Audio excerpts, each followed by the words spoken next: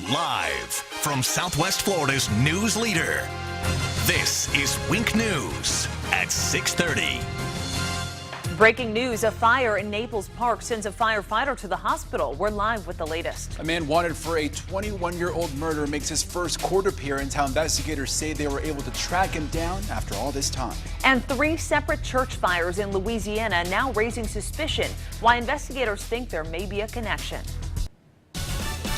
And now to breaking news. Fire crews in Naples Park are working to put out this fire. We know at least one firefighter was taken to the hospital because of it. Now let's show you where this is happening. This fire is along 94th Avenue in North Naples here. And Wink News reporter Morgan Reiner is live at the scene for us. And Morgan, this fire has flared up at least one other time. Yeah, since I've been here. I'm live in Collier County. Morgan Reiner, Wink News Now. Thank you, Morgan. A 17-year-old Northport High School student is dead, and now this teenager is facing homicide and DUI charges. Investigators say 19-year-old Stephanie Evard was driving on Joe Wood Circle when she missed the curve and causing a rollover crash early this morning. We know 13 people were inside and on the roof of the SUV while it was moving. 3 others were hurt and taken to the hospital. Northport High School canceled its drama performances tonight and tomorrow out of respect for the family, and will have counselors on site tomorrow from noon until 3. And tonight we know the name of the man killed in this crash in Cape Coral. Investigators say Brandon Boland was killed when his motorcycle hit a car at the intersection of Del Prado Boulevard North and Northeast 10th Terrace. This happened around 9 p.m. last night. Witnesses say Boland was speeding at the time and hit the other vehicle, a car haul trailer that was trying to make a turn. Boland was thrown off the motorcycle and died at the scene. The other driver wasn't hurt. And do you recognize this woman? Marco Island police say she is a person of interest in a cell phone theft. The theft happened at Mackle Park.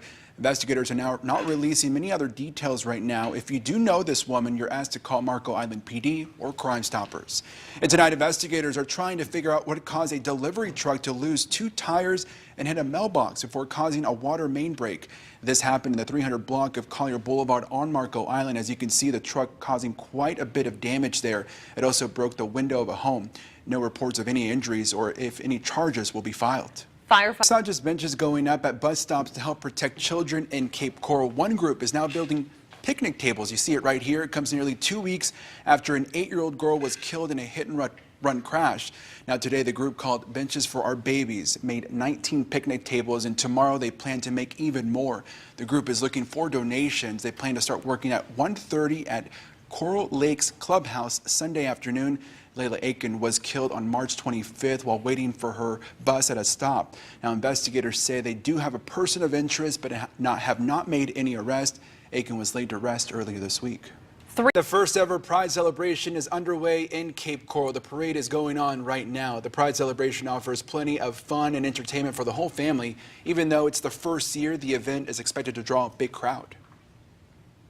I think for anybody who feels on the outside looking in, I think it's important, especially for some of our youth, to maybe see others and celebrating who they are and say, you know what, that's me. I'm not alone. There's others. I saw a post come across Facebook. I wanted to help the community. The 2-day event happens on Southeast 47th Terrace in Cape Coral, and it continues until 10 tonight. And it's a changing of the guard at the Florida National Guard. Major General Michael Calhoun is retiring after 36 years of military service. Today, Governor Ron DeSantis presided over the changing of command to incoming Major General James Effort in Tallahassee. Effort served in Iraq and throughout Florida.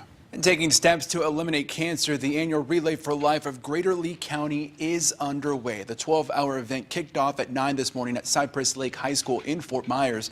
All of the money raised helps the American Cancer Society. So far, the organization has reached $109,000 of its $160,000 goal. There are several special teams taking part in this year's race. In honor of him. At 8 tonight, there will be a luminary ceremony to remember those who are sick with or have passed from cancer. Evening. Well, thank you, Eric. And the government says it could take up to 2 years to identify additional families authorities separate at the southern border. That timeline was revealed for the first time in documents filed Friday night. The government's plan says finding them is difficult because none of the children are in government custody anymore, and tracking didn't begin until last April. Officials plan to use a combination of data analysis and painstaking manual case reviews to identify the families. The U.S. Coast Guard says it has seized more than 7 tons of cocaine. You see it right here. The drugs were offloaded in San Diego yesterday. Officials say its street price would be more than $190 million. The cocaine was taken from 6 suspected smuggling vessels in February and March. Those vessels were intercepted in international waters off the coast of Mexico, Central and South America. Well, thanks for watching. We'll see you back here at 10 o'clock. Have a good night.